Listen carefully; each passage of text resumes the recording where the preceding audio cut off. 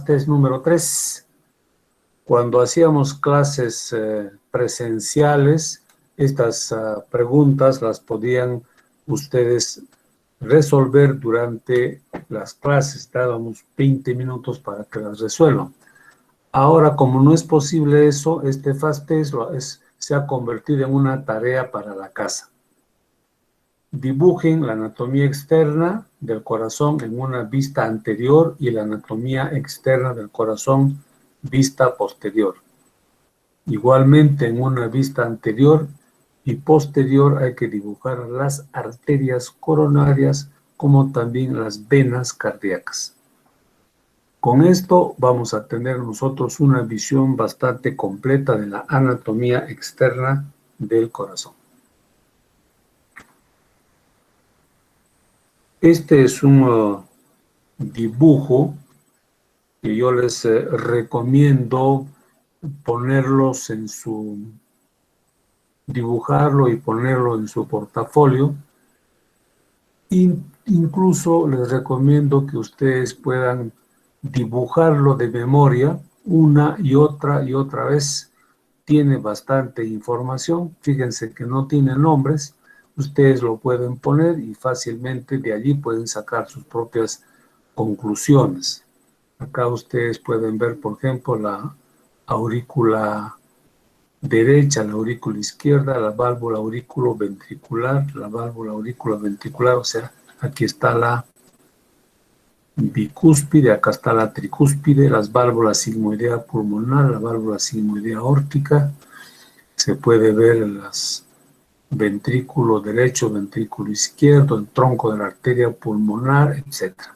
Pero lo importante de este dibujo es cómo es la disposición. Esto les va a servir bastante para que ustedes puedan tener, cuando tengan al frente una maqueta o un dibujo o una fotografía del corazón, se pueden dar cuenta fácilmente cuál es la disposición. Por ejemplo, ustedes están viendo que del ventrículo derecho sale el tronco de la arteria pulmonar y de esta se bifurca las arterias pulmonares derecha e izquierda. Fíjense que pasa por delante de la aorta. Esta es la aorta ascendente, el callado de la aorta. Bueno, abajo se continúa la aorta descendente. Acá están los vasos principales que van al cuello y a la cabeza, el tronco brachiocefálico, la arteria carótida primitiva, la yugular, la subclavia izquierda. Observen la cercanía que hay entre el tronco de la arteria pulmonar y el callado de la aorta, porque durante la etapa embrionaria aquí existe un conducto arterioso que comunican estas dos arterias, lo que nos indica que la circulación de la sangre en el feto es pues totalmente diferente y en el momento del nacimiento cambia toda esta fisiología. Bien, este esquema nos está hablando de que existen dos pericardios, el pericardio fibroso y el pericardio seroso.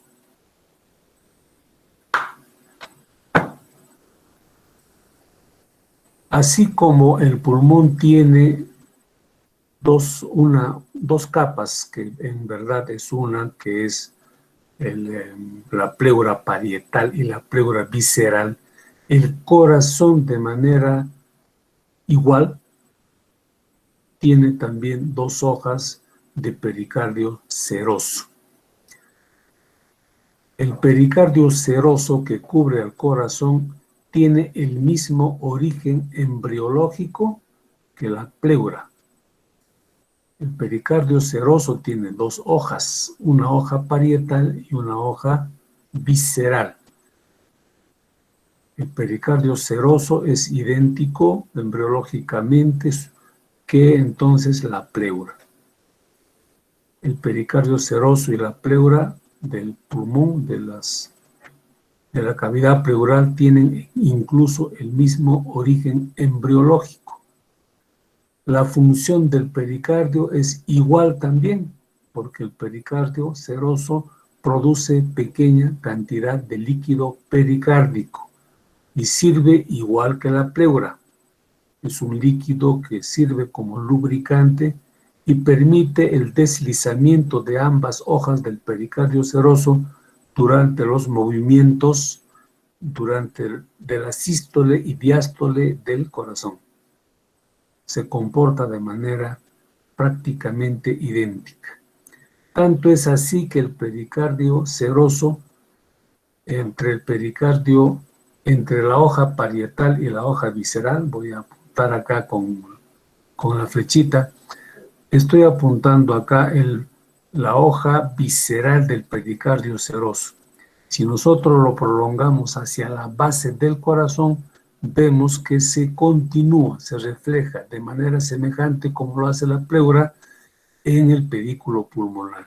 Y en esta forma está formando, de esta forma, fíjense, constituye la hoja parietal del pericardio seroso. Entonces, fíjense, aquí dice pericardio seroso. A un lado está la hoja visceral y al otro lado está la hoja parietal. En celeste está dibujado el espacio pericárdico, que contiene pequeña cantidad de líquido pericárdico. Igual que el espacio pericárdico se puede llenar de aire o de sangre o de pus, el espacio pericárdico también se puede llenar de sangre, se puede llenar de líquido.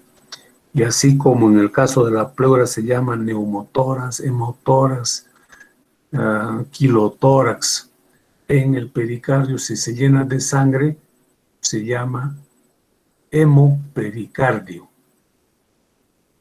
También puede haber hidropericardio. Cuando hay una inflamación del pericardio puede aumentar la cantidad de líquido. Se llama derrame pericárdico. Fíjense cómo se comporta de manera semejante. Aparte del pericardio seroso, observen esa palabra seroso. Seroso viene de suero porque estas dos hojas mantienen húmeda el espacio pericárdico. Aparte de este pericardio seroso, existe otro pericardio que se llama pericardio seroso. Fibroso. El pericardio fibroso, en cambio, no tiene el mismo tejido que el seroso. El pericardio fibroso es tejido conjuntivo. Es tejido fibroso y está cubriendo todo el corazón, está cubriendo por fuera a la hoja, al pericardio seroso. Si nosotros vemos arriba el pericardio fibroso, aquí donde estoy apuntando, aquí digamos, tenemos que su hoja profunda, su hoja interna, está tapizada por la hoja parietal del pericardio seroso. Y luego, si nosotros nos desplazamos hacia el pulmón, vamos, donde está tocando la flecha, vamos a encontrarnos con la pleura parietal. En este caso sería la porción mediastínica de la pleura parietal, que estaría por acá. Luego de la pleura parietal entraríamos al espacio pleural y luego ya a la hoja visceral del pulmón. Hacia abajo, atención, tenemos también aquí el pericardio fibroso. Abajo, en la cara inferior del corazón, el pericardio fibroso se junta, se adosa íntimamente a la porción tendinosa del diafragma. Está íntimamente pegada al diafragma. Quiere decir que en esta zona donde está el pericardio fibroso fusionado con la pleura, en esta zona no va a existir la pleura parietal. Queda claro entonces ese concepto. Bien. En esta imagen nosotros podemos ver lo que les decía en antes. Acá tenemos el pericardio fibroso. Por dentro está tapizado por la hoja parietal del pericardio seroso. Donde estoy apuntando está la hoja parietal del pericardio seroso. Luego está el pericardio fibroso y fíjense, ya está la pleura parietal mediastínica y lógicamente más afuera está el pulmón. Este pequeño espacio que está por donde está el pericardio fibroso, todo esto junto con el corazón están en el mediastino medio.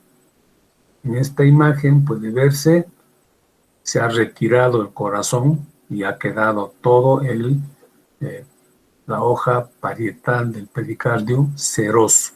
Estamos viendo las 4 venas pulmonares que están ingresando a esta zona donde está la aurícula. Este orificio de acá es el orificio de la vena cava inferior y arriba la vena cava superior que junta a los troncos venosos brachiocefálicos derecho e izquierdo. Aquí tenemos la desembocadura de la vena ácidos. Y fíjense que por este espacio estrecho, que también pertenece al mediastino medio, está descendiendo la arteria pericardiofrénica junto con el nervio frénico. Y por lo tanto, esta sería la arteria mamaria interna o torácica interna que está dando esta rama que se llama pericardiofrénica.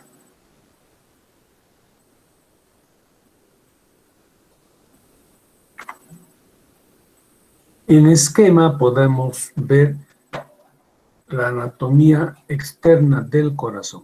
El corazón tiene forma de cono y por eso se llama a esta zona base y a esta zona vértice.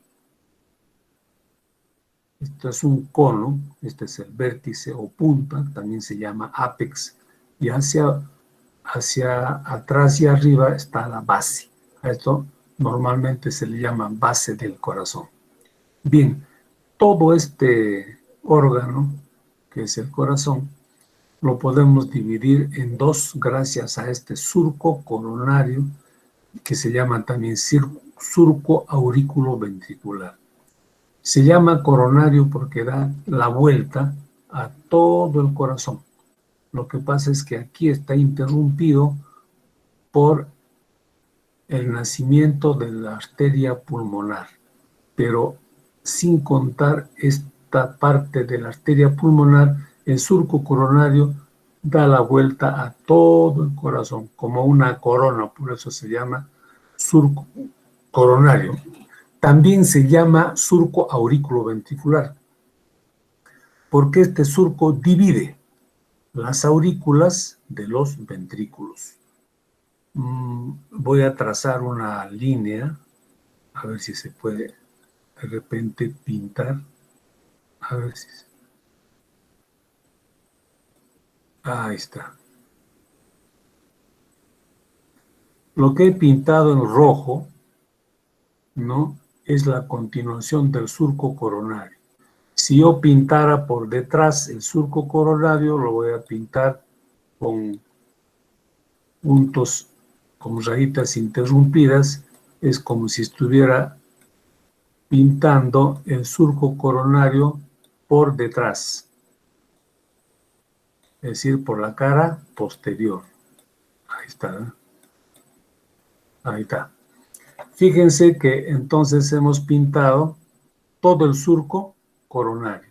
Esto sería el surco coronario, la parte anterior y la parte posterior está invisible, pero lo hemos puesto en puntos, en rayitas suspensivas, y hemos dado la vuelta al corazón.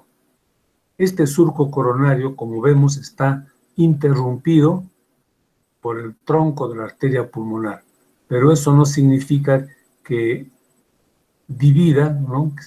Este surco coronario divide las aurículas y hacia abajo tenemos los ventrículos. Estoy apuntando acá el ventrículo, voy a poner acá ventrículo derecho, Y acá tengo el ventrículo izquierdo. ¿Ven? Como vemos, el surco coronario también se llama aurículo ventricular, porque justamente queda entre las aurículas y los ventrículos. Aparte de este surco coronario, tenemos otro surco. A ver, un ratito. Sí, más o menos. Vamos a corregir poco a poco, porque creo que este surco coronario, sí, está bien pintado. Luego tenemos este surco, creo que lo podemos pintar de otro color.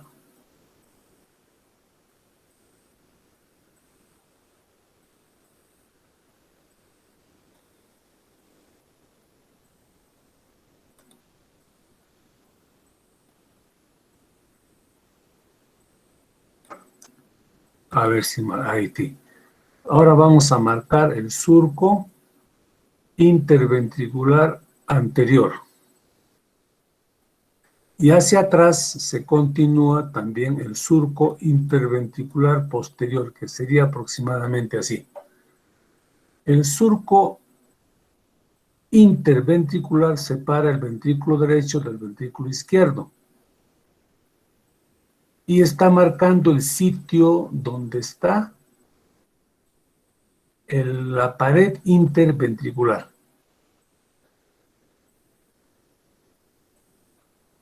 Y va a marcar tanto el surco coronario como los surcos tanto el surco coronario como los surcos interventriculares sirven porque por allí pasan arterias que toman el mismo nombre.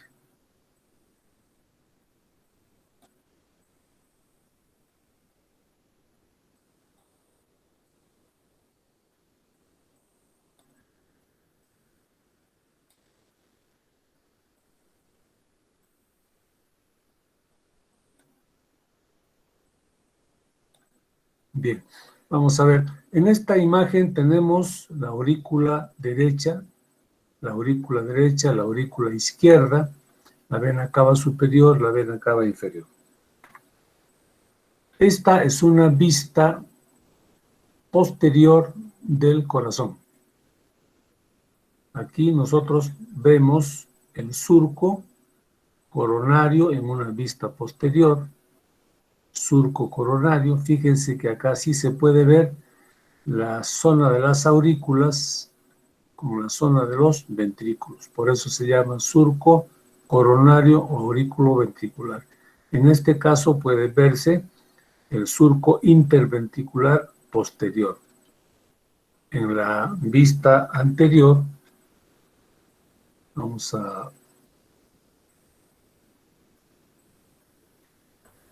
a ver acá, el surco interventricular anterior, cuando llega al ápex, se continúa con el surco interventricular posterior. En esta imagen podemos ver la aurícula izquierda, a donde está drenando las 4 venas pulmonares, tronco de la arteria pulmonar, aorta, vena cava superior, vena cava inferior y aurícula derecha.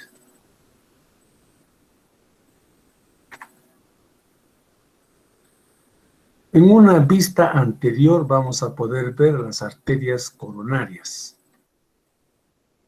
Esta es la arteria coronaria derecha y esta es la arteria coronaria izquierda.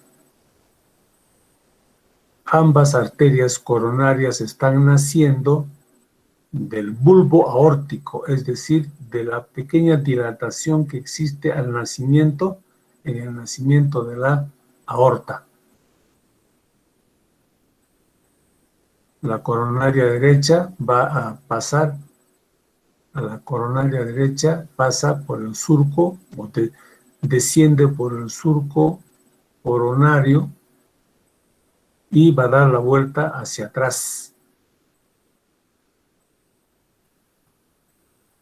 En este caso está dando una arteria, una rama que se llama la marginal derecha. La arteria coronaria izquierda, apenas al centímetro aproximadamente de su nacimiento, da sus dos ramas, una rama circunfleja que va a dar la vuelta por el surco coronario hacia el lado posterior. Y la otra rama se llama interventricular posterior. Esta arteria interventricular anterior está descendiendo por el surco interventricular anterior. Da una rama que se llama marginal izquierda. Si nosotros vemos en una vista posterior, observamos que la circunfleja, que es otra de las ramas de la coronaria izquierda, la circunfleja, se va a prolongar dando una rama terminal que se llama posterior del ventrículo izquierdo. La arteria coronaria derecha sigue su camino por el surco coronario hasta llegar a la zona en que se cruza con el surco interventricular posterior. En ese momento, esta arteria toma el surco interventricular posterior y también toma su nombre. Esas son las ramas principales. Nosotros en un cuadro posterior vamos a ver, aquí están resumidas las arterias del corazón. La arteria coronaria derecha va a dar una rama para el cono arterioso. Observen que de la coronaria izquierda también sale una rama para el cono arterioso.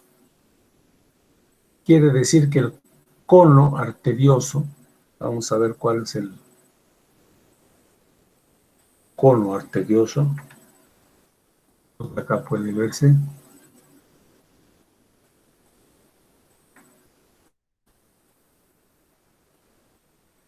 Esta parte de acá es el cono arterioso, el cono del tronco de la arteria pulmonar.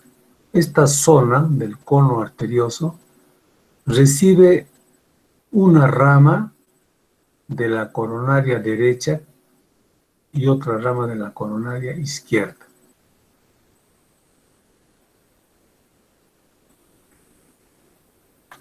Lo que quería es que ustedes vean e identifiquen que esta zona es el cono arterioso. El cono arterioso está dentro del ventrículo derecho y es la que se proyecta para formar el tronco de la arteria pulmonar. Vamos a ver aquí, voy a marcar otra vez para tener claro. Fíjense, tenemos con el número 1, rama para el cono arterioso. Y acá también tenemos otro, rama del cono arterioso.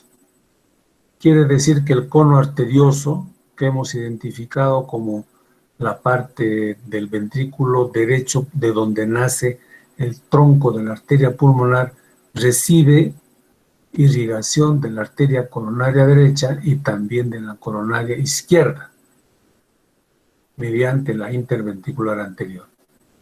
Vamos a ver otras ramas de la coronaria derecha. Rama del nodo sinusal. Aquí igual, vamos a ponerle un check. Rama del nodo sinusal y abajo también rama del nodo sinusal. Más o menos en la mitad de los casos, la arteria coronaria derecha va a dar una arteria para el nodo sinusal. El nodo sinusal es el marcapaso del corazón. A esta arteria también se le llama arteria nodal. El cono arterioso recibe siempre dos ramas. Estamos hablando del cono arterioso. El cono arterioso recibe una rama de la coronaria derecha y una rama de la coronaria izquierda. En cambio, la arteria nodal es diferente. La arteria nodal es única. Más o menos en la mitad de los casos es rama de la coronaria derecha y en la otra mitad de los casos es rama de la coronaria izquierda. O es lo uno o es lo otro. En cambio, el cono arterioso recibe dos ramas, dos arterias. Eso hay que diferenciar. En cambio, la arteria nodal puede ser rama de la coronaria derecha o puede ser rama de la coronaria izquierda. Estamos hablando de las ramas de la arteria coronaria derecha y hemos identificado una arteria para el cono arterioso, una rama de una arteria nodal. Luego la marginal derecha, que lo hemos visto en el dibujo. La interventricular posterior es la rama terminal de la coronaria derecha y la rama del nodo aurículo-ventricular. Este nodo es parecido a este nodo, solamente que, perdón, al nodo sinusal. El nodo sinusal es el marcapaso del corazón, pertenece al sistema eléctrico del corazón, al sistema de conducción, y el nodo aurículo-ventricular también. Y entonces la arteria coronaria derecha se encarga de irrigar este nodo aurículo-ventricular. Mañana vamos a hablar sobre el sistema de conducción del corazón y vamos a volver a tocar este tema. La arteria coronaria izquierda da dos ramas, la interventricular anterior y la circunfleja. La arteria interventricular anterior hemos dicho que da una rama para el cono arterioso y además da ramas interventriculares septales. Estas ramas perforan la pared ventricular e ingresan a la pared interventricular. La arteria circunfleja da una marginal izquierda. Recuerden que la arteria coronaria derecha da una marginal derecha. La coronaria izquierda da la marginal izquierda mediante la circunfleja. Posterior ventricular izquierda es una rama terminal de la circunfleja. Posterior ventricular izquierda. Y la arteria nodal, que a veces puede, dijimos, dar más o menos en la mitad de los casos, es rama de la coronaria derecha y en la otra mitad aproximadamente es rama de la coronaria izquierda mediante la circunfleja. En cambio, vamos a ver ahora las venas.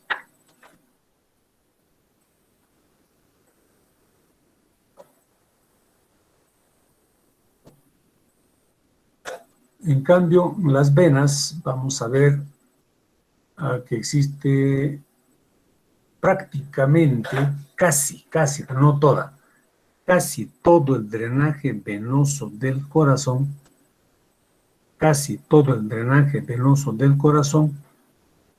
es drenado por el seno coronario. Prácticamente es la única vena que va a drenar la sangre del corazón, el seno coronario. El seno coronario termina en la aurícula derecha. Existe escasa cantidad de sangre que es drenada por otro tipo de venas que no van al seno coronario. Un ejemplo de ellas es la que estoy apuntando acá, que son las venas cardíacas anteriores. Las venas cardíacas anteriores terminan en la aurícula derecha. Drenan poca cantidad de sangre de las paredes del corazón, principalmente del ventrículo derecho, y van hacia la aurícula derecha. Aparte de estas venas cardíacas anteriores, existen otras venitas pequeñitas que se llaman venas cardíacas mínimas. Se llaman también venas de Tebecio. Estas venas de Tebecio drenan principalmente en la aurícula derecha, pero pueden drenar en cualquiera de las 4 grandes cavidades del corazón. Son las venas cardíacas mínimas, llamadas también venas de Teresio. Ahora vamos a ver cómo es que se forma el seno coronario. Estamos ante una vista anterior del corazón y vemos aquí el surco interventricular anterior que está ocupada por la arteria interventricular anterior y también por la vena del mismo nombre, la vena interventricular anterior. Esta vena interventricular anterior también toma el nombre de vena coronaria mayor, vena coronaria mayor. Esta llega al surco coronario y se va a unir con otra vena que se llama vena oblicua de la aurícula izquierda y de esa manera forman el seno coronario. A ella está drenando la marginal izquierda que acompaña a la arteria del mismo nombre. En esta vista también podemos ver la arteria coronaria menor, que en la imagen posterior vamos a ver. En una vista posterior podemos ver el seno coronario que termina en la aurícula derecha. Donde estoy apuntando está la aurícula derecha. En la aurícula derecha termina el seno coronario. También termina la vena cava superior y la vena cava inferior. Este seno coronario prácticamente drena todas las venas del corazón. Hemos visto las excepciones, pero son venas pequeñitas. El resto de las venas es drenada por el seno coronario. Aquí tenemos la vena coronaria mayor, llamada también cardíaca magna. Se une a la vena oblicua de la aurícula izquierda, que se llama también vena de Marshall. Embriológicamente es la vena cava del otro lado.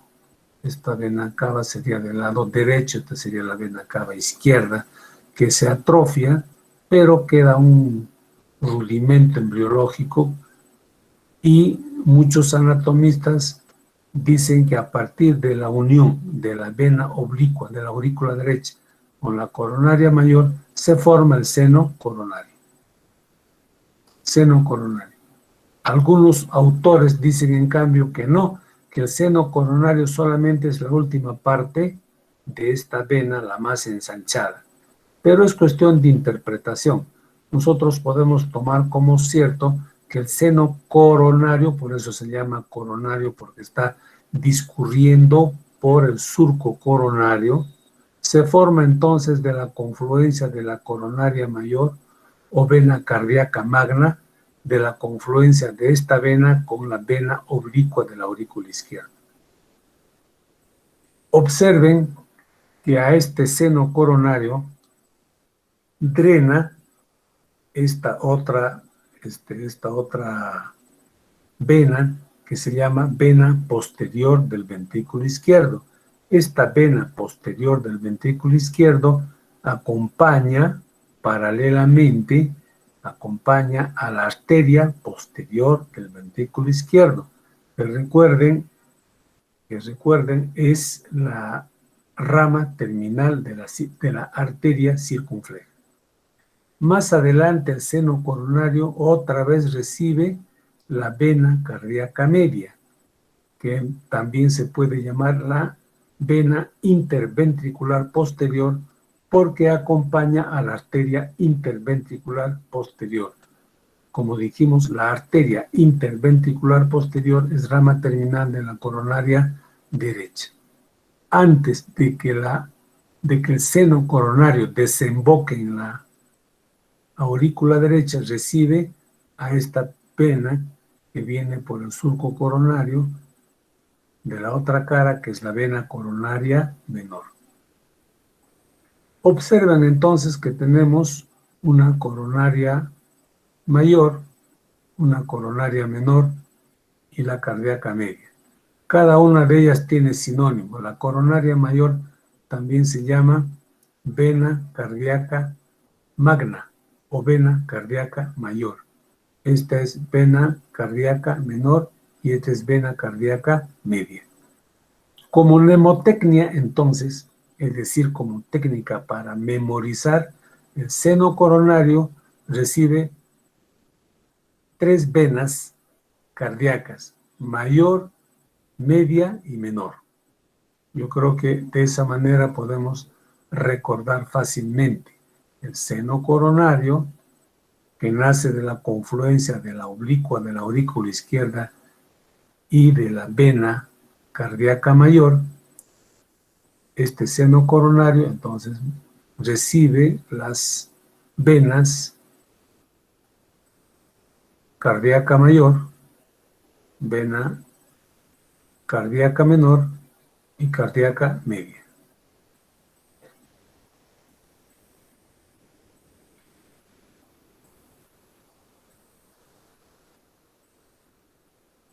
Voy a trazar mejor el surco coronario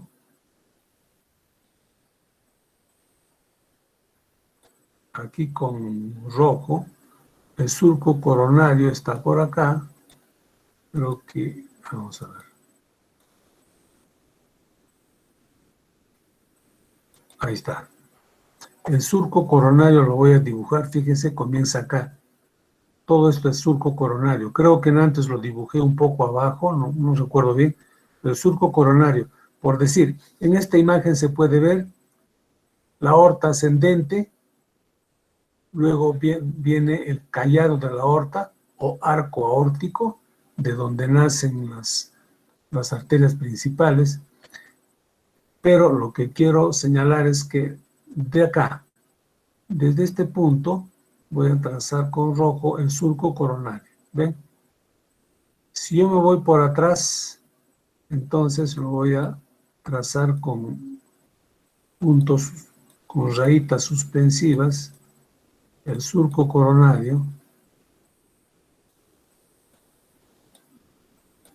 hasta acá.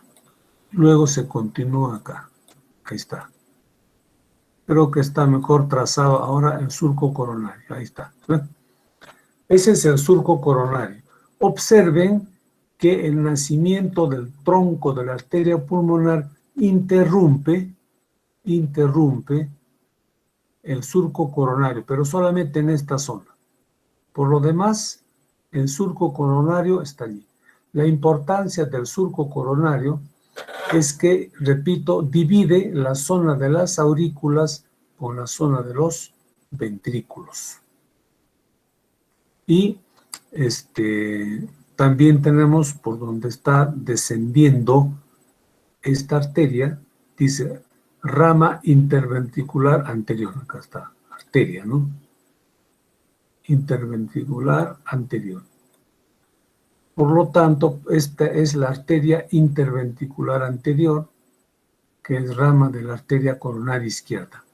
La arteria coronaria izquierda, ¿por qué la he puesto izquierda acá? Fíjense, hay un error.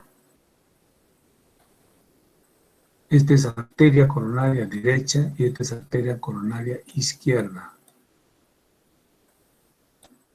Es un error de imprenta seguramente, ¿no? Izquierda, arteria coronaria izquierda se divide en circunfleja y la arteria interventricular anterior.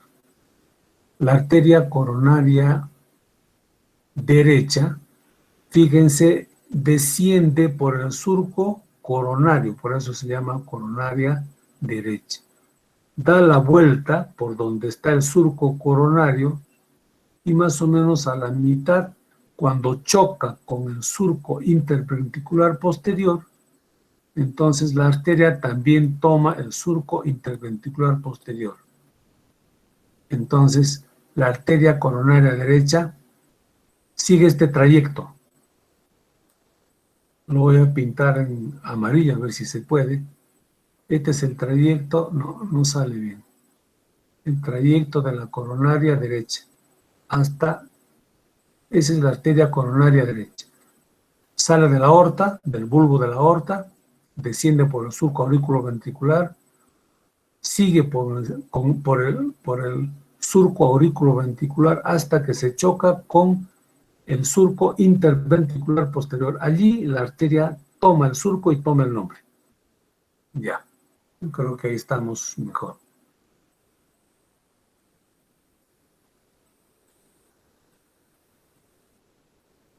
Seguimos entonces ahí. Esta es una vista posterior.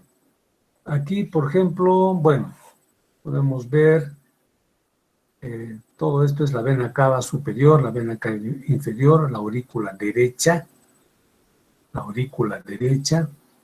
y luego tenemos la vena coronaria mayor, este es el seno coronario. Ven, algunos autores llaman seno coronario solamente a esta parte, cuando en verdad nosotros lo llamamos desde acá, cuando se une con la vena coronaria mayor, llamada también vena cardíaca magna. Aquí está la pequeña vena oblicua de la aurícula izquierda. Estas dos venas se unen y forman el seno coronario. Allí está confluyendo la vena cardíaca, vena posterior del ventrículo izquierdo, y la vena interventricular posterior, llamada también cardíaca media, y esta es la cardíaca menor.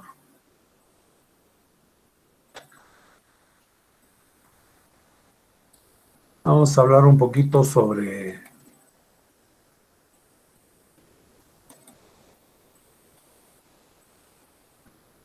la inervación, los plexos cardíacos. Aquí, aquí el asunto es conceptual, porque existen una serie de pequeños nervios, pero el concepto fundamental es el siguiente. El corazón tiene inervación simpática y parasimpática. La inervación parasimpática lo va a dar el nervio vago. Y vamos a pintarlo por acá. Este sería el nervio vago. Vamos a pintarlo de amarillo, acompañarlo. Nervio vago. Incluso tenemos el nervio recurrente, el nervio vago, su nervio recurrente en el lado derecho y el otro es en el lado izquierdo, el nervio vago. Por supuesto que el nervio vago va a continuar su camino hacia abajo y más abajo va a estar pegado, adosado al esófago, formando el plexo esofágico. Entonces, observen entonces que el corazón tiene inervación simpática y tiene inervación parasimpática. La inervación parasimpática lo da el nervio vago y la inervación simpática lo da el nervio vago y la simpática lo va a dar el tronco simpático, cervical y torácico. Tronco simpático. Recuerden que el tronco simpático está formado por los ramos comunicantes que nacen de los nervios raquídeos, ¿no? Que eso es o cadena también se llama, cadena simpática, cervical y torácica son las que van a dar ramas. Entonces, el nervio parasimpático da una serie de ramitas al plexo. Lo principal es lo que voy a poner en un círculo acá, que se llama plexo cardíaco, esta parte de acá. Está detrás de la aorta. Toda esta zona la voy a pintar de amarillo. Todo eso es el plexo cardíaco. Este plexo cardíaco es una red de nervios, una red de pequeñas fibras nerviosas, y estas fibras nerviosas del plexo cardíaco tienen entonces dos orígenes. Uno, vienen ramitas del nervio vago y otro vienen del tronco simpático. Y entonces acá se mezclan. Aquí hay fibras simpáticas y parasimpáticas.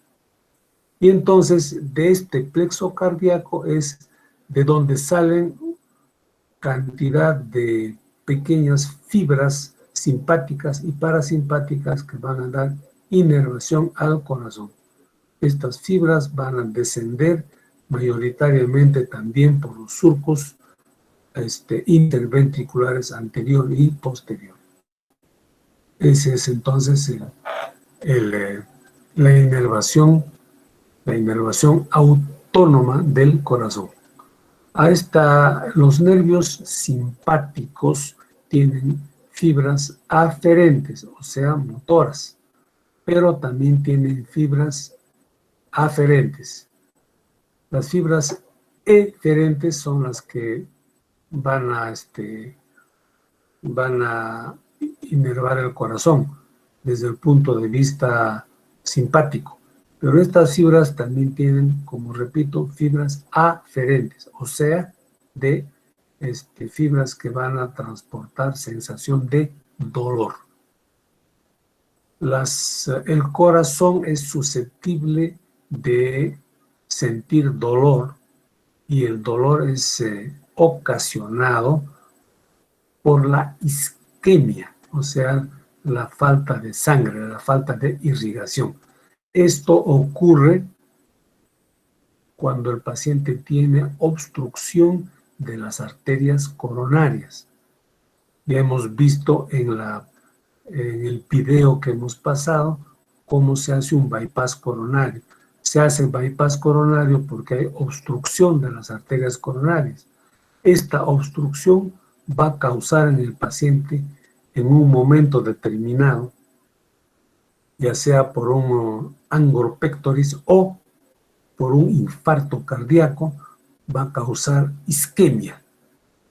Y esta isquemia, o sea, la falta de irrigación a las fibras miocárdicas, va a causar dolor intenso, un dolor que se llama precordial opresivo, y el paciente se toma el pecho por el dolor intenso, y entonces este dolor asciende por estas fibras de los nervios simpáticos, ¿no? Entonces, fíjense, tenemos prácticamente una triple inervación del corazón: simpática, parasimpática y fibras aferentes que viajan por los nervios simpáticos, pero son fibras aferentes que están transportando las sensaciones dolorosas causadas por isquemia.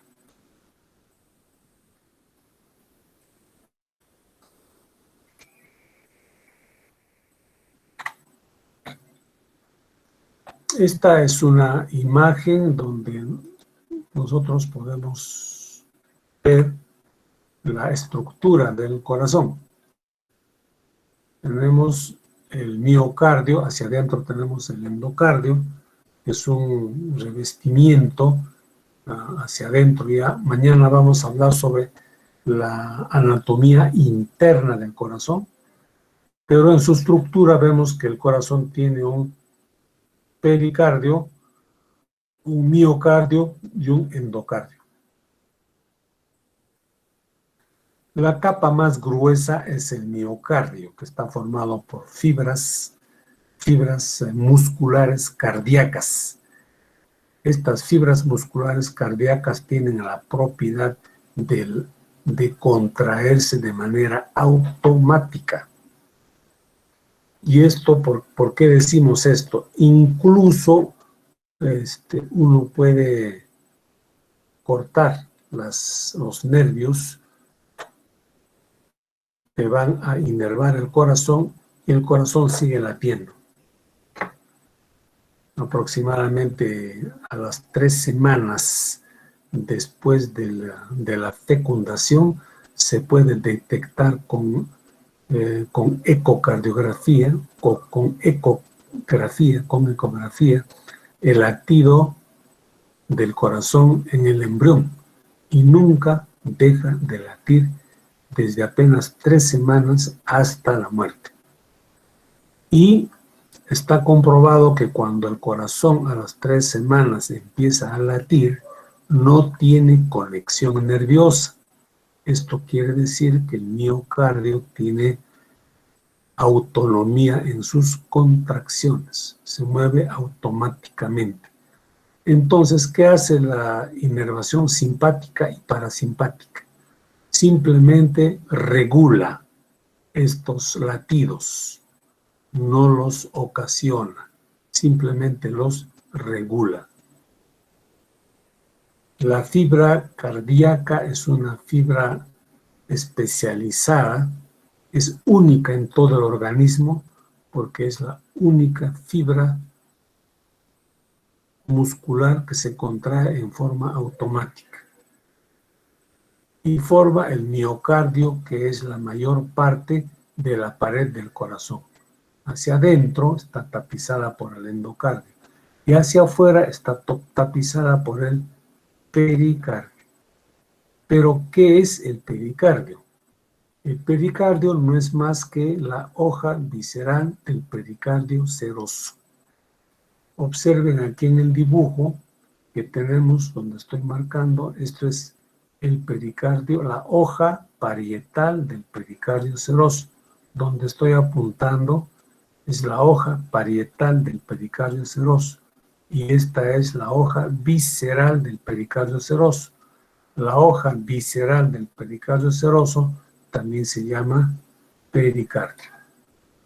Es sinónimo, o la definición de pericardio es la hoja visceral del pericardio seroso. Las dos hojas es pericardio serosa.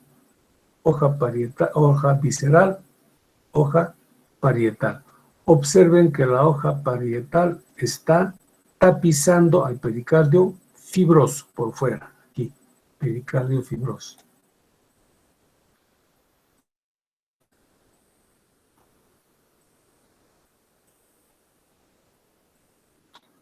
El seno transverso de Theil. Hemos visto cómo el corazón está completamente rodeado de pericardio fibroso. Este pericardio fibroso está tapizado por dentro por la hoja parietal del pericardio seroso. Este pericardio seroso, de manera semejante a como cuando se desplaza la pleura pulmonar hacia el pedículo pulmonar, de manera semejante, la hoja visceral, la hoja parietal del pericardio seroso, también cuando uno lo sigue hacia la base del corazón, llega hasta cierta altura de los grandes vasos y se refleja hacia adentro formando la hoja visceral del pericardio seroso. Y entonces hay algunos puntos en donde la hoja parietal y visceral van a dejar unos espacios que se llaman seno. Hay un seno transverso y hay otro seno oblicuo. Entonces, el seno transverso de Theillet se llama así.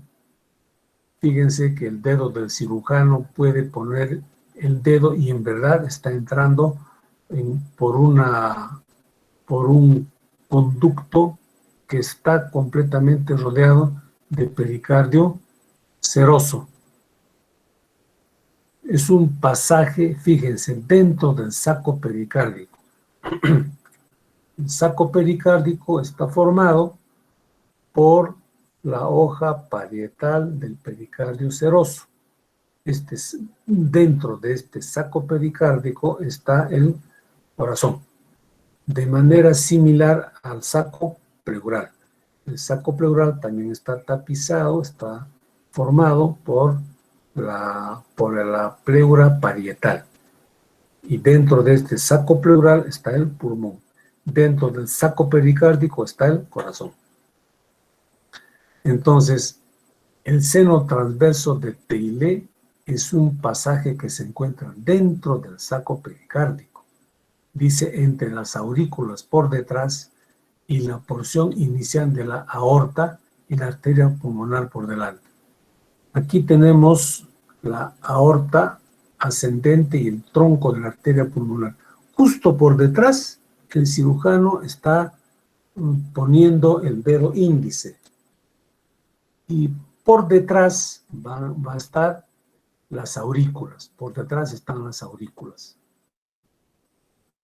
Entonces, entre las aurículas por detrás y el nacimiento de las dos grandes arterias del corazón, aorta y pulmonar, allí se encuentra el seno transverso de Theillet. En la práctica lo vamos a poder ubicar también en las piezas anatómicas.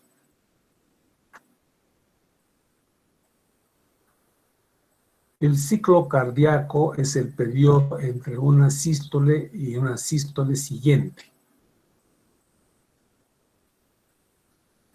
El ciclo cardíaco entonces comienza en una sístole y termina en la siguiente sístole. Y durante este periodo ocurren una serie de eventos. En la sístole, por ejemplo, hay una fase de contracción isovolumétrica. El corazón hace una contracción tónica y luego se contrae bruscamente y eso se llama fase de eyección. Luego de la fase de eyección, cuando termina la fase de eyección, entonces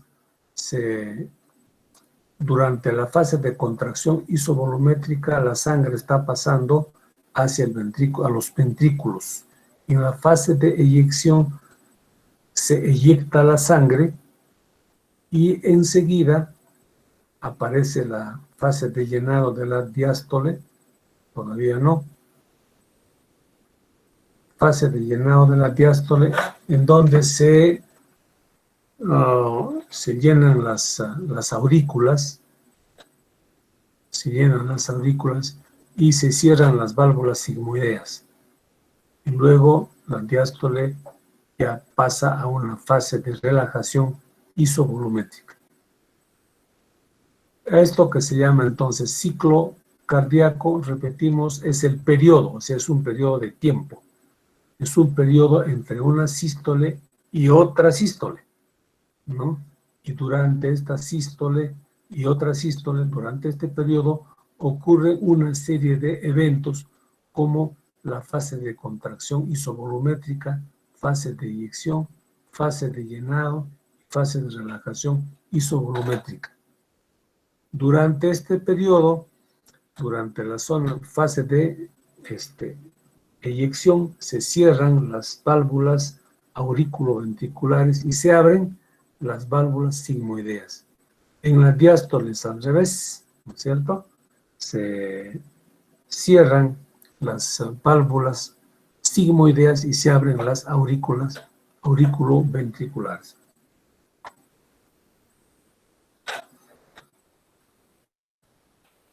Aquí vemos una imagen de cómo es una obstrucción. Aquí tenemos el corazón, la arteria coronaria derecha y acá la interventricular anterior. En cualquiera de los dos casos se puede ver, como manda la imagen, una obstrucción debido a depósito de placas de ateromas. Es muy frecuente en pacientes hipertensos, en pacientes diabéticos, pacientes que tienen colesterol alto. Se depositan plaquitas de grasas y obstruyen la arteria. En un momento en que el paciente bruscamente le sube la presión arterial y la demanda de oxígeno por el corazón aumenta, esto puede cerrarse bruscamente, causando dos cosas. Si la obstrucción no es total, va a causar un problema que se llama angor pectoris o angina de pecho, que es un dolor muy intenso en la zona precordial, o sea, en la zona donde está el esternón. El paciente siente un dolor opresivo muy intenso, que a veces tiene un dolor referido hacia el hombro del lado izquierdo y a veces a la cara interna del brazo izquierdo.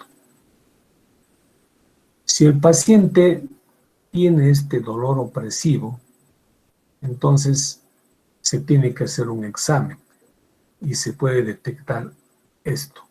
Pero muchas veces no existe solamente una obstrucción parcial, sino una obstrucción total.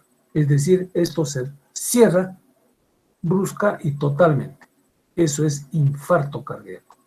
En el infarto cardíaco igualmente el paciente va a tener un dolor muy intenso, pero el dolor no le va a durar 30 segundos, le va a durar más tiempo. Puede haber colapso cardíaco e incluso muerte súbita. Si en término de media hora, una hora, esta situación persiste, va a causar necrosis de una porción del corazón, la que está irrigada por la arteria obstruida.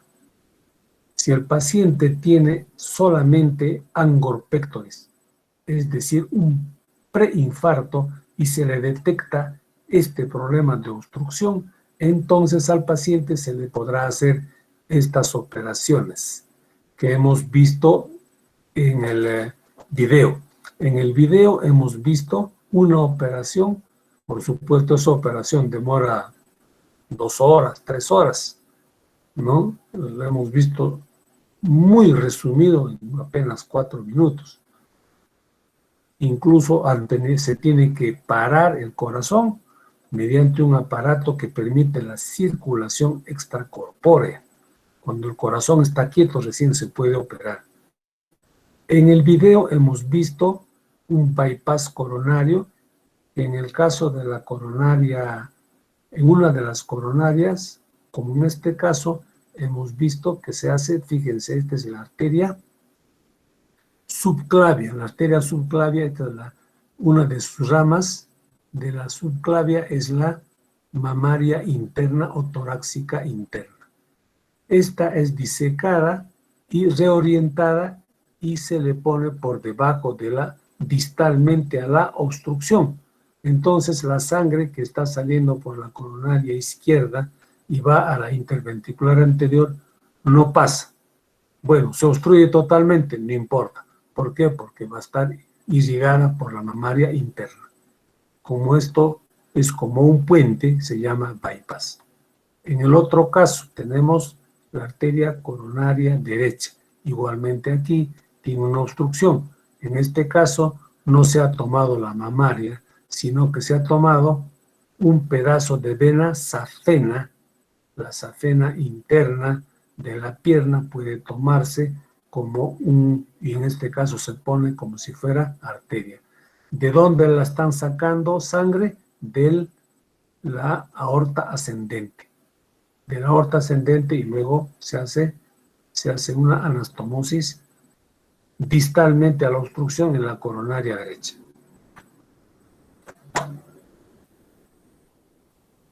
Acá igualmente, fíjense cómo se hace injerto suturado a la aorta, ¿no? Acá tenemos injerto suturado a la arteria coronaria debajo del bloqueo. Aquí también podemos ver la vena safena utilizada como bypass, y aquí la arteria mamaria interna también utilizada como bypass. Es lo mismo, ¿no?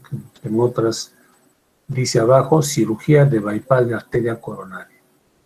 Ahora, vamos a seguir viendo. Bueno, estas son las zonas que pueden dar. Durante la operación han visto ustedes que se divide el esternón.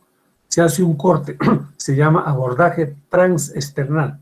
Se corta el esternón de la mitad y se separa. Se puede tomar la arteria mamaria, también puede tomarse la arteria radial, la safena. Se extrae una sección de arteria o vena. Las más utilizadas son de la safena, la arteria mamaria, arteria radial. Y han visto ya lo que se hace. Acá se puede ver ya las arterias suturadas, ¿no? En una operación. Esta es la fotografía de un bypass coronario. El corazón está quieto. Se ha puesto un separador que está separando el esternón de la mitad. En cambio, esta es la inserción de un stent. Si se tiene una arteria bloqueada, como en este caso, se puede poner este pequeño artefacto que se llama stent con un catéter inflable.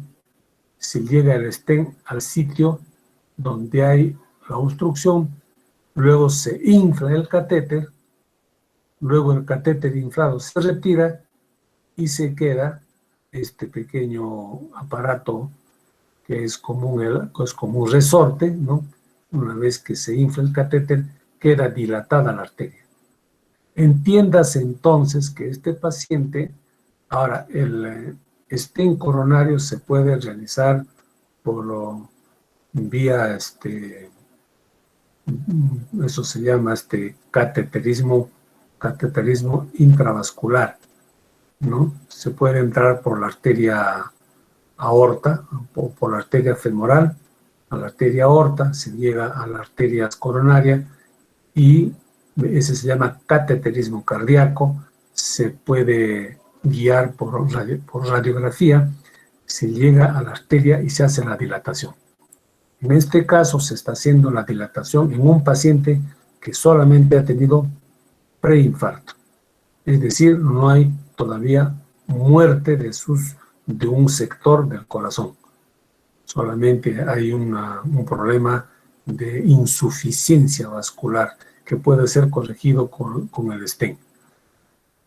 El stent puede fallar y en ese caso el siguiente paso es el bypass coronario. Acá se pueden ver imágenes, se llama placa de ateroma a la placa de grasa que poco a poco va cerrando el lumen de la arteria. ¿Por qué causas? Colesterol alto, tabaco, hipertensión, diabetes. ¿Qué puede causar la arteriosclerosis, endurecimiento, trombosis, infarto, etcétera? La arteriosclerosis, en cambio, es parecido a este problema, pero aquí hay un engrosamiento y hay endurecimiento de la pared de las arterias.